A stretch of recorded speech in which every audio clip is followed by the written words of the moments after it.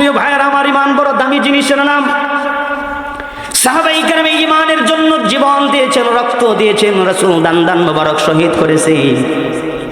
আল্লাহ রাসূলের একজন সাহাবী ছিল, যার নাম ছিল হযরত খাব্বাব রাদিয়াল্লাহু তাআলা আনহু। এই ইমানের জন্য কষ্ট স্বীকার করেছেন। 27 জন সাহাবীর ভিতরে সর্বপ্রথম ইসলাম গ্রহণের 27 জনের ভিতরে একজনের নাম হযরত খাব্বাব রাদিয়াল্লাহু তাআলা আনহু। হযরত ওমর একদিন খাব্বাবকে ডাক দিয়া বলেন, খাব্বাব রে, কিভাবে তুমি কালেমা পড়েছো, ঈমান এনেছো, মুসলমান হয়েছো, একটু ঘটনাটা বলো তো দেখি। হযরত খাব্বাব গায়ের জামা খুলেছেন। হুজুর দেখেন, হযরত ওমর তাকিয়ে দেখে বড় বড় ফুরা হইলে পরে যেরকম শরীরে গর্ত হয়ে যায়, হযরত খাব্বাবের শরীরটা এরকম ঘা ঘা হয়ে রয়েছে।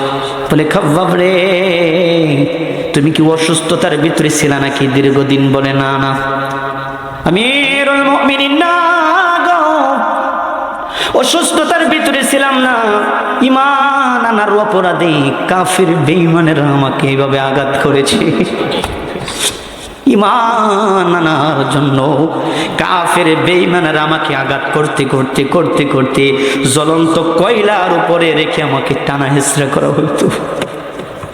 আর সেই ক্ষত বিক্ষত দেহে মরুভূমির বালুর উপরে, গরমের উপরে আমাকে শোয়ায়া রাখতো আমিরুল মুমিনিন। সেই আগুনগুলো, যে আগুনের উপর আমাকে টানা হেঁচড়া করা হতো, আমার শরীরের রক্ত আর পুঁজগুলো খসে খসে পড়ে সেই আগুন পর্যন্ত নিভে গেছে। এমন ভাবে আমাকে কষ্ট দিয়েছে। কিন্তু আমিরুল মুমিনিন ওমর এত কষ্ট সহ্য করেছি রে ঈমানের জন্য, একটা বার কাফের বেঈমানদের সামনে মাথা নত করি নেই। রক্ত দিয়েছি, শরীরের গোশত পর্যন্ত দিয়েছি, কিন্তু তারপরেও ঈমান দেই নাই, ঈমান দেই নাই, ঈমান দেই নাই। জোরে বলা যাবে কি আল্লাহু আকবার? ঈমান বড় দামি জিনিসের নাম রে ভাই। সাহাবায়ে কেরাম কষ্ট করেছেন, কষ্ট করেছে, কালেমা পড়েছে, দূর বহু দূর থেকে সাহাবায়ে কেরাম হাঁটি হাঁটি করে বিশ্ব নবীর দরবারে আসছে। আজকে ঈমানের জন্য আমাদের কষ্ট করা লাগে না? আসলে কোন ঠিক কিনা? আঘাত সহ্য করা লাগে না রে ভাই, মারের আঘাত সহ্য করা লাগে না, বর্ষার আঘাত সহ্য করা লাগে না, চাবুকের আঘাত সহ্য করা লাগে না, পাথরের আঘাত সহ্য করা লাগে না, লোহার আঘাত সহ্য করা লাগে না, আগুনের আঘাত সহ্য করা লাগে না। আওয়াজ দিয়া বলেন ঠিক কিনা? আল্লাহর নবীর একজন সাহাবী, যার নাম ছিল বয়স্ক সাহাবী হযরত সালমান ফারসি রাদিয়াল্লাহু তাআলা আনহুর নাম শুনছেন? আহা, সালমান ফারসি আল্লাহর রাসূলের বয়স্ক সাহাবীর ভিতরে একজন, যার বয়স সবচেয়ে বড় বেশি ছিল হযরত সালমান ফারসি। হযরত সালমান ফারসির বাবা আগুনের পূজারী ছিলেন, আগুনের পূজা করত। কিসের পূজা? ইরান দেশে বাড়ি ছিল রে ভাই, ইরানি ছিল, ইরানি আগুনের পূজা করত। ধনাঢ্য ব্যক্তির দুলানি ছিলেন হযরত সালমান ফারসি রাদিয়াল্লাহু তাআলা। এত ধনাঢ্য ব্যক্তির সন্তান ছিলেন হযরত সালমান ফারসি রাদিয়াল্লাহু তাআলা আনহু। বর্ণনা করেন, দুনিয়ার মানুষ শুনো শুনো, আমার বাবা আমাকে শিকল দিয়া ঘরের ভিতরে আটকায়া রাখতো, আমি যেন বাহিরে না যাই। বাহিরে গেলে যদি কোনো মানুষ ছিনতাই করে নিয়ে যায়, বাহিরে গেলে কোনো মানুষ যদি ডাকাতি করে নিয়ে যায়, বাহিরে গেলে কোনো মানুষ যদি আমাকে অপহরণ করে নিয়ে যায়, সেই জন্যই আমি অনেক বড় ধনাঢ্য ব্যক্তির দুলাল ছিলাম রে। আমার বাবা আমার এক ঘরে শিকল দিয়া বাইন্দা রাখতো। একদিন বাবাকে ডাক দিয়ে বলেন, বাবা,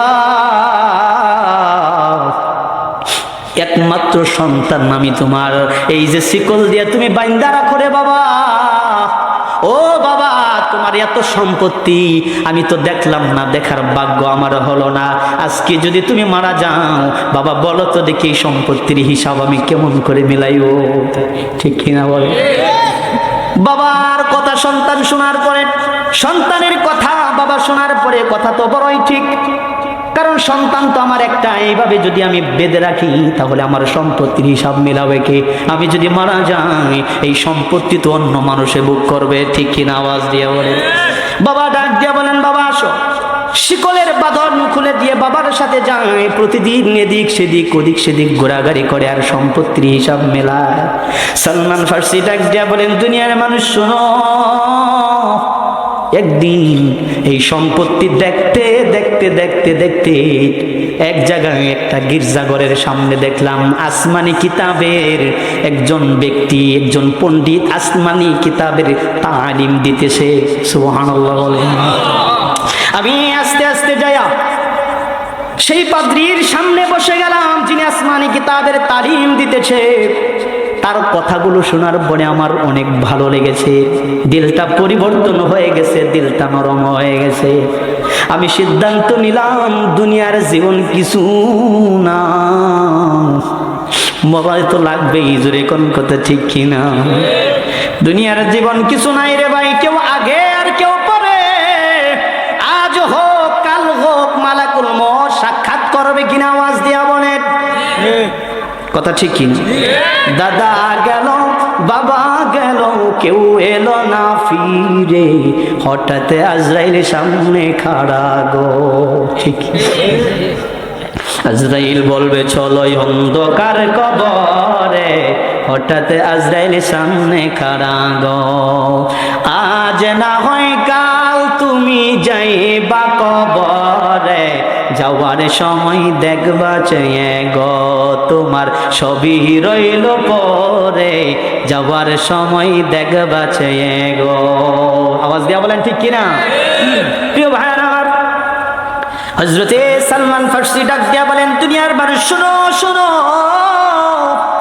দুনিয়া থাকার জায়গা না, দুনিয়াতে কেউ কোনোদিন থাকতে পারে না। আমার দিলটা পরিবর্তন হয়ে গেল।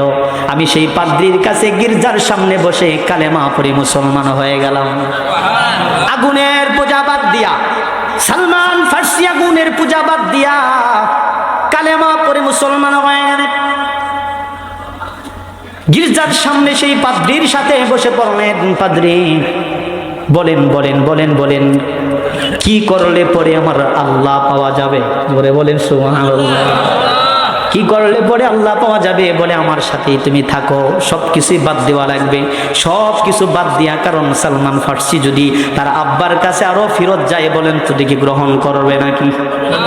করবে না। বলে আমার সাথেই থাকো। সালমান ফার্সি ডাক দিয়া বলেন, দুনিয়ার মানুষ শুনো, 30 বছর পর্যন্ত আমি পাদ্রীর সাথে ছিলাম আল্লাহ চেনার জন্য। কাকে? আওয়াজ দিয়া বলেন কাকে? আল্লাহকে চেনার জন্য 30 বছর যখন পার হয়ে গেল, বিবাহিত হয়ে গেল, যখন ওই পাদ্রীটা বৃদ্ধ হয়ে গেল, মরণ তার চোখের সামনে চলে আসছে, সালমান ফার্সির উরুর উপরে মাথাটা রেখে দুনিয়া থেকে বিদায় হয়ে যাবে। ডাক দিয়া বলেন, পাদ্রী দীর্ঘদিন আপনার সাথে ছিলাম, আপনি দুনিয়া থেকে বিদায় হয়ে যাওয়ার পরে আমার কি হবে? কোথায় গেলে আল্লাহ পাবো? একবার একটু বলে দেন না। পাদ্রী ডাক দিয়া বলেন, ও সালমান, আরেকজন বৃদ্ধ পাদ্রীর সুসংবাদ দিয়া দিল, যাবারে সেই জায়গায় আরেকজন বৃদ্ধ পাদ্রী তুমি পাবা, পণ্ডিত তুমি পাবা, তার কাছে তুমি থাকবা আল্লাহকে পাওয়ার জন্য, আল্লাহকে চেনার জন্য। সংক্ষিপ্ত আকারে বলে যাই মুসলমান, সালমান ফার্সি আবার দৌড়াইয়া সেই পাদ্রীর কাছে চলে আসলো। অমুক বৃদ্ধ পাদ্রী আমাকে পাঠিয়েছেন, যার খেদমতে 30টা বছর ছিলাম। এইভাবে দীর্ঘদিন থাকার পরে সেই পাদ্রীও দুনিয়া থেকে বিদায় হয়ে যাবে। বলে, হুজুর আপনিও তো দুনিয়া থেকে বিদায় নিয়ে যাবেন, আমার কি হবে? কোথায় গেলে আল্লাহ পাবো? কিভাবে আমি আল্লাহ চিনবো? আমাকে একটু বলে দেন না। পাদ্রী ডাক দিয়া বলে, আমার জানা মতে আর কেউ নাই, আসমানি কিতাবের পণ্ডিত দুনিয়াতে আর কোন পাদ্রী নাই। তবে জাবুর, ইনজিল, তাওরাত কিতাবের ভাষ্য অনুযায়ী তোমাকে একটা সুসংবাদ দেই, বর্তমান জামানার ভিতরে আখির জামানার নবী পয়গম্বর মুহাম্মদ সাল্লাল্লাহু আলাইহি সাল্লাম তাশরীফ এনেছে। আওয়াজ দিয়া বলেন সুবহানাল্লাহ। চলে যাও তার কাছে।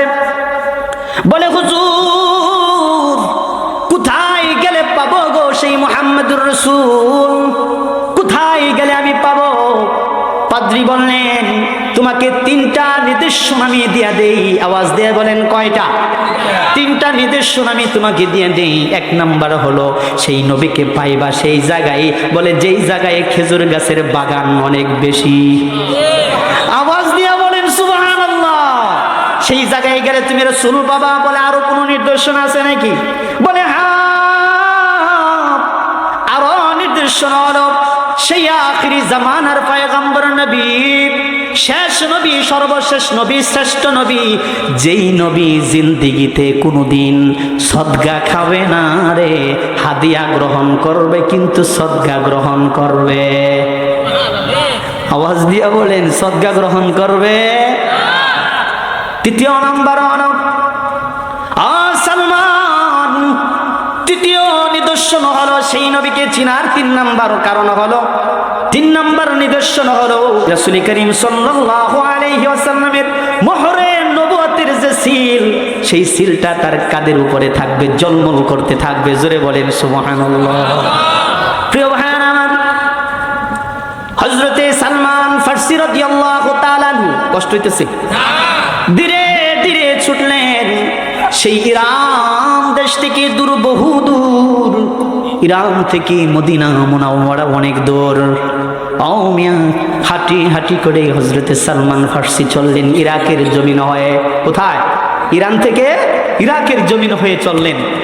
দামেস্কে শহরের যখন আসছি, আসার পরে হযরতে সালমান ফারসি রাদিয়াল্লাহু তাআলা আনহু ইরাকের শহর পেরিয়ে যখন গভীর মরুভূমির রাস্তায় যখন চলতেছে, একদল ডাকাত দল তাকে আক্রমণ করেছে, ছিনতাই করবে, ডাকাতি করে। হযরতে সালমান ফারসিকে নিয়ে গেলেন ইরাকের বাগদাদের বাজারে বিক্রি করার জন্য। আগের জামানায় মানুষ বেচা কেনা হইতো, বর্তমান জামানায় গরু ছাগল যেইভাবে বেচা কেনা হয়, আগের জামানায় মানুষ বেচা কেনা হইতো। বয়স্ক সাহাবী, বয়স প্রায় 200-র কাছাকাছি, মতান্তরে 200-র উপরে। বলেন তো দেখি বুড়া কিনা? সালমান ফারসির বয়স 200 বছরের উপরে। হাঁটি হাঁটি করে মরুভূমির দিকে যখন আসছে, ডাকাত দলেরা আক্রমণ করে বাজারে নিয়ে গেছে। সারাটা দিন ডাকাতেরা বাজারে তাকে তুলে রাখছে, একটা মানুষও দাম জিজ্ঞাসা করে নাই। কারণ হলো সে বৃদ্ধ হয়ে গেছে। হযরতে সালমান ফারসি রাদিয়াল্লাহু তাআলা আনহু সারাটা দিন চলে গেল বাজারে, কোনো মানুষ দাম জিজ্ঞাসা করে না। মদিনার থেকে একজন লোক মানুষ ক্রয় করার জন্য গেছে, ঘুরে ঘুরে দেখলো একজন বৃদ্ধ মানুষ ডাকাত দলকে জিজ্ঞাসা করে, এটা বিক্রি করবানি? বলে সারাদিন চলে গেল, কোনো মানুষ একটা টাকাও দাম বলে নাই। তুমি কত দিবা? তুমি যাই দিবা তাই দিয়া তুমি একে কিনে নিয়ে যাও। সুবহানাল্লাহ বলে। পকেটে যা ছিল তাই দিয়া কিনে নিয়েছে সালমান ফারসিকে। দূর, বহু দূর মদিনা, সেই ইরাকের জমিন থেকে মদিনায় গিয়েছে। মদিনায় যাওয়ার পরে পরের দিন সকালবেলায় সেই ইহুদি সালমান ফারসিকে বড় একটা খেজুরের বাগানে নিয়ে গেছে। সালমান রে, তুমি বৃদ্ধ হয়ে গেছো, বাড়ি কাম তুমি করতে পারবা না, এই খেজুরের বাগান পরিচর্যা করবা, খেজুরের বাগান সাফ টাফ করবা, এটা দেখাশোনার দায়িত্ব তোমারে দেওয়া হইলো। সালমান ফারসি ডাক দেয়া বলে, এত বড় খেজুরের বাগান আমার মনে হয় আমার নবী এই শহরের ভিতরে আছে। আওয়াজ দিয়া বলেন সুবহানাল্লাহ। কাজ করতে করতে করতে করতে একদিন খেজুরের গাছে উঠছে, নিজ দিয়া ইহুদির ছেলে আর তার বন্ধু হাঁটি হাঁটি করে যায়। একজন আরেকজনকে বলে, এই শুনছনি, মক্কা থেকে হিজরত করে আমাদের এই শহরে নাকি একজন নবী আসছে, যার নাম মুহাম্মদ, যার বাবার নাম আব্দুল্লাহ, যার মায়ের নাম আমিনা। শুনছনি রে, মক্কা থেকে হিজরত করে মদিনায় নাকি একজন নবী আইছে রে। মানুষকে নতুন ধর্মের দাওয়াত দেয়, কালেমার দাওয়াত দেয়, এটা পাগল। গাছের উপর থেকে এই কথাগুলো শুনতেছেন বন্ধু আর তার ইহুদির ছেলে আর তার বন্ধু কথাগুলো বলে বলে যাইতেছে। সেই বুঝি মদিনায় আইয়ুব আল আনসারীর বাড়িতে আসে। গাছ থেকে নেমে ইহুদি মালিককে ডাক দিয়া বলেন, মালিক একটু সময় দিবেন নি, আমি একটু মদিনার বাজারে যাইতে চাই। সালমান ফার্সি ধীরে ধীরে আইয়ুব আল আনসারীর বাড়িতে উপস্থিত হয়ে গেলেন। কিছু লোক চতুর্দিকে বসার মাঝখানে মুহাম্মাদুর রাসূলুল্লাহ সাল্লাল্লাহু আলাইহি ওয়াসাল্লাম বসা। আল্লাহু আকবার। প্রথম নিদর্শন পেয়ে গেলেন, যেইখানে খেজুরের বাগান বেশি সেই জায়গায় মুহাম্মদ তাশরীফ এনেছে। দ্বিতীয় নিদর্শন, সালমান ফার্সি কিছু খেজুর নিয়ে আল্লাহর রাসূলের কাছে হাজির হয়ে গেছে। বক্তব্য শোনার পরে বলে, নবী গো, আমি আপনার জন্য কিছু খেজুর সদকা আনছি, বলেন তো দেখি আমার রাসূল কি সদকা গ্রহণ করবে নাকি? না। রাসূল ডাক দিয়া বলেন, সালমান, আমি রাসূল হাদিয়া গ্রহণ করি, কিন্তু জিন্দেগিতে সদকা গ্রহণ করব। দ্বিতীয় নিদর্শন পেয়ে গেলেন, খুশি মনে চলে আসলেন। আসার পরে পরে আরেকদিন মালিকের কাছে ডাক দিয়া বলেন, মালিক একটু সময় দিবেননি, মদিনার বাজারে যাইতে চাই। ইহুদি মালিক বলে, বারবার সালমান কোথায় যাই দেখার দরকার। খেয়াল করে রাখলেন, দেখি আজকে সালমান কোথায় যায়। ধীরে ধীরে সালমান রাসূলের দরবারে যায়। আল্লাহর নবীর সেই দিন যায় একেবারে পিছনে বসে পড়েছে হযরতে সালমান। তার টার্গেট হলো মোহরে নবুয়তের সিল সে দেখবে। আস্তে আস্তে করে আল্লাহর রাসূল সাল্লাল্লাহু আলাইহি সাল্লামের গায়ে চাদর ছিল, চুলকানির ছলনায় চাদরটা একটু পড়ে গেছে। ডান পাশ দিয়ে চাদরটা পড়ে যাওয়ার পরে সালমান ফার্সি তাকে দেখলেন মোহরে নবুয়তের সিলটা কাদের উপরে ঝলমল করতেছে। সঙ্গে সঙ্গে পিছনের দিক দিয়া জড়িয়া ধরে মোহরে নবুয়তে হযরত সালমান চুমু মেরে দিলেন। আল্লাহু আকবার। পেয়ে গেছি আখিরি জামানার নবী, নবী মুহাম্মদুর রাসূলুল্লাহ সাল্লাল্লাহু আলাইহি ওয়াসাল্লাম। নবী গো, আর দেরি করতে চাই না গো নবী, আমাকে এখনই আপনি কালেমা পড়ে মুসলমান বানায়া দেন। আল্লাহর রাসূল বলেন, পড়ো লা ইলাহা ইল্লাল্লাহু মুহাম্মাদুর রাসূলুল্লাহ সাল্লাল্লাহু আলাইহি ওয়াসাল্লাম। প্রিয় ভাই আমার, পর্দার আড়ালে আমার কলিজার টুকরা মাজানেরা, একটু দিলের কানটা লাগায়া কথাগুলো শোনা লাগবে। হযরতে সালমান ফার্সি চলে আসছেন, এই দিকে তার মালিক দেখতেছে কোথা থেকে আসলা। বলে, মুসলমান কোনদিন মিথ্যা কথা বলে? আওয়াজ হয় নাই, জোরে বলেন। মুসলমান কোনদিন মিথ্যা কথা বলে না। ও আমার মনিব, আমি রাসূলের দরবারে গিয়েছিলাম, মুহাম্মাদের দরবারে কালেমা পড়ে মুসলমান হয়ে গেছি। সুবহানাল্লাহ বলেন। শাস্তির মাত্রা তুমি কি জানো কত ভয়াবহ হতে পারে? বৃদ্ধ মানুষ, বুড়া মানুষ, হযরত সালমান এই বৃদ্ধ মানুষের গায়ে ইহুদি আঘাত করে, আঘাতের পর আঘাত করে, সমস্ত যাতনা, সমস্ত অন্যায়, সমস্ত অত্যাচার সহ্য করেছে, কিন্তু একটা বারের জন্য ঈমান ছাড়ে নাই। জোরে বলা যাবে কি আল্লাহু আকবার। সালমান ফার্সি একদিন রাসূলের দরবারে কান্দে। ও সালমান, কান্দো কেন? সালমান ফার্সি ডাক দিয়ে বলেন, নবী বুড়া হয়ে গেছি, এই বৃদ্ধ বয়সে আঘাত আর সহ্য করতে পারি না, বৃদ্ধ হয়ে গেছি গো নবী, চাবুকের আঘাত আমি সহ্য করতে পারি না। বলে, সালমান রে, তোমার মালিককে আজকে যায় বলবা কিসের বিনিময়ে তোমার আজাদ দিবে, আমার কাছে খবর নিয়ে আসো। সালমান মালিককে ডাক দেয়া বলেন, মনিব, ওগো আমার মনিব, আমার রাসূল বলেছেন কিসের আশায়, কোন কারণে তুমি আমার আজাদ দিতে পারো, কিসের বিনিময়ে তুমি আমার আজাদ দিতে পারো? মালিক ডাক দিয়া বলেন, সালমান রে, একটা শর্তের বিনিময়ে তোমার আজাদ দিতে পারি। বলেন, কি শর্ত? বলে, সালমান রে, তুমি যদি আমার বাগানে 400 খেজুরের গাছ রোপণ করে দাও। কয়শো? 400 খেজুরের গাছ তুমি যদি রোপণ করে দাও, 1 বছরের মাথায় এই 400 খেজুরের বাগানে 400 খেজুর গাছে খেজুর ধরা লাগবে। একটা তো যদি খেজুর না ধরে তাহলে শর্ত বাতিল। একটা খেজুরের গাছ যদি মারাও যায় তারপরেও শর্ত বাতিল। এই শর্তে যদি রাজি থাকো তাহলে তোমার আমি আজাদ করতে পারি। হযরত সালমান রাসূলের কাছে যায় কান্দে, নবী আমার মনিব এত নিষ্ঠুর, নবী এমন শর্ত দিয়েছে যেই শর্ত পালন করার মতো আমার ক্ষমতা নাই। আল্লাহ রাসূল ডাক দিয়া বলেন, সালমান রে, ও সালমান, কি শর্ত দিয়েছে আমি রাসূলকে তুমি বলো বলো বলো। সালমান ডাক দিয়া বলে, নবী 400 খেজুরের গাছ লাগিয়ে দিতে হবে। 1 বছরের মাথায় 400 খেজুরের গাছে ফল ধরা লাগবে। যদি ফল না ধরে শর্ত বাতিল। একটা খেজুরের গাছ মারা গেলেও শর্ত বাতিল। বলেন তো রাসূল গো, এই শর্ত কি? এই শর্তের উপরে আমি অটল থাকতে পারবো নাকি? এটা আমার পক্ষে কোনোদিন সম্ভব না, আর আজাদ আমি হইতে পারবো না। সুতরাং আমার চাবুকের বাড়ি সারাটা জিন্দেগি আমাকে খাওয়া লাগবে। আল্লাহর নবী ডাক দিয়া বলেন, সালমান, ও সালমান, তোমার মালিক তোমার মালিককে যা বলো আমি এই শর্তে রাজি আছি। বলে, হুজুর কি বলেন এটা? এই শর্ত কিভাবে সম্ভব?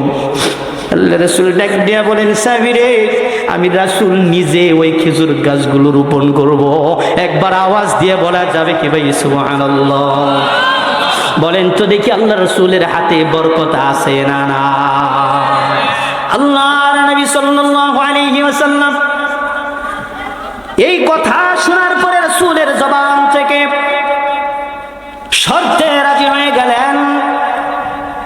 অনেকগুলো সাহাবায়ে কেরাম খেজুরের চারা নিয়ে আসলেন। যেই বাগানটা আজও পর্যন্ত সালমান ফার্সির খেজুরের বাগান নামে মদিনায় পরিচিত। একবার আওয়াজ দিয়ে বলা যাবে কি ভাই সুবহানাল্লাহ? আল্লাহ রাসূল নিজ হাতে সেই খেজুরের বাগান রোপণ করেছেন। সেই বাগানের খেজুর গাছ আল্লাহ রাসূল নিজে কুদরতি হাতে রোপণ করলেন। 399টা লাগাইছে আল্লাহর নবী। ওমর ডাক দেয়া কই, নবী গো, একটা চান্স দিবেন নি, একটা খেজুরের গাছ আমি রোপণ করতাম। সুবহানাল্লাহ। আল্লাহর নবী ডাক দিয়া বলেন, ওমর ঠিক আছে, তো তুমি রোপণ করো। 399টা রাসূল রোপণ করেছে, একটা হযরত উমরের হাতে দিয়েছে। দেখা গেল কিছুদিন পরে 399টাই বেঁচে গেছে। উমর যেটা রোপণ করেছে সেইটা মারা গেছে। সালমান ফার্সি দৌড়ে আসেন, রাসূল ও নবী, সর্বনাশ হয়ে গেছিল নবী, উমর যেটা রোপণ করছে সেটা মারা গেছে। গো নবী, শর্ত তো বাতিল হয়ে গেল গো নবী। নবী, আমি বুঝি আর রেহাই পাবো না। আল্লাহর রাসূল বলেন, সমস্যা নাই। সেই মরা খেজুরের গাছটা তুলে আবার নতুন করে আল্লাহর রাসূল রোপণ করে দিলেন, তাজা হয়ে গেলেন। 1 বছরের মাথায় 400 খেজুরের গাছের মাথায় খেজুর ধরেছে। প্রিয় ভাইরা আমার, এই ঘটনা বলার উদ্দেশ্য কি? ঈমান। জোরে বলেন কি? বৃদ্ধ বয়সে চাবুকের বাড়ি, চাবুকের আঘাত সালমান ফার্সি খায়, কিন্তু বিশ্ববাসীকে জানায় দেয়, মুসলমান শোনো শোনো, ও বিশ্ববাসী শোনো, এত আঘাত সহ্য করেছি, একটা বারের জন্য কালেমা সারি নাই, ঈমান সারি নাই। সুবহানাল্লাহ আওয়াজ দিয়া বলেন। মুসলমান ভাইরা আমার, তাহলে ঈমানের দাম আছে না নাই? ঈমানের দাম আছে তো। সেই জন্যই দুনিয়াতে যত মানুষ আছে সব মানুষগুলোই ক্ষতিগ্রস্তের ভিতরে আছে বলা আসরি, কিন্তু তারা না যারা ঈমান নিয়ে এনেছে। যেটা বলেন ঠিক কিনা? ঈমানদারের ভিতরে নারীও আছে, পুরুষও আছে, আমার আম্মা জানেরা আছে না?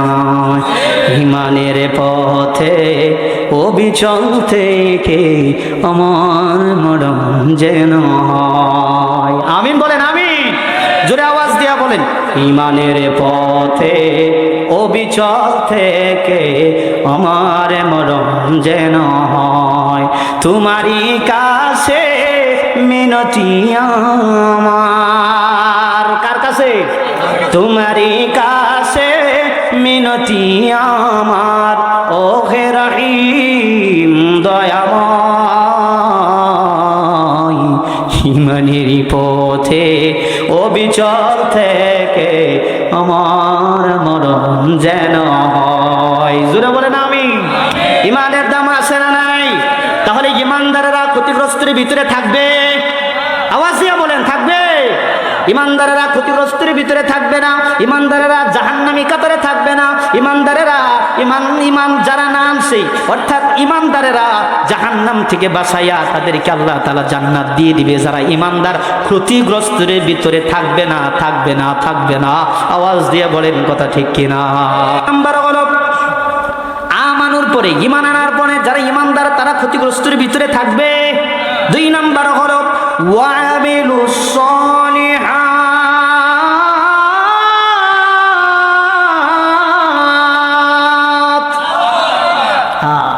বুঝা লাগবে। ইমান আনার পরে ওয়ামিলুস সলিহাত বলে যারা নেক আমল করবে, যারা আমলে সলিহ করবে, যারা আমলের ভিতরে হায়াতের জিন্দেগিটা কাটাই দিবে, বলে এরাও ক্ষতিগ্রস্তের ভিতরে থাকবে না, জাহান্নাম থেকে বাঁচায় আল্লাহ জান্নাত দিয়ে দিবে। কারণ মুসলমান ভাইয়েরা আমার একটু দিলের কানটা লাগায় শোনা লাগবে। ফজরের আজান যখন হয়ে যায় মসজিদের মিনার থেকে কানে যখন আজান আসে, বলেন তো দেখি ইমানদার যারা আমলে সলি করার জন্য ঘুম থেকে উঠবে তারা, কথা কয় না? ফজরের আজান যখন হয়ে যাবে মসজিদের মিনার থেকে আজানের কানে যখন আজানের ধ্বনি আসবে তখন আর বিছনায় ঘুমিয়ে থাকতে পারে? আজানের ধ্বনি যদি বাজে অন্তরে বসে থাকা যায় কি গো, বসে থাকা যায়, ঠিক কিনা? ইমানদার যারা আমলে সলিহ করার জন্য ঘুম থেকে উঠে আসবে তারা, ইমানদার যারা সামনে রমজান মাস আসতেছে রোজা রাখবে তারা, কথা কয় না? এই ইমানদার যারা সেহরি খাবে তারা, ইমানদার যারা ইফতার করবে তারা, ইমানদার যারা রোজা রাখবে তারা, ইমানদার যারা তারাবির নামাজে অংশগ্রহণ করবে। কারণ আমলে সলিহ করলেই তো বড় ক্ষতি থেকে আল্লাহ বাঁচাইয়া জান্নাত দিয়ে দিবেন। ক্ষতিটা কেন বলা হয়েছে? ক্ষতি হলো জাহান্নাম, ঠিক কিনা বলেন? ক্ষতি জাহান্নাম, জাহান্নাম থেকে বাঁচাইয়া জান্নাত দিবেন কে? প্রিয় ভাইরা আমার দিলের কানটা লাগায় কথাগুলো শোনা লাগবে।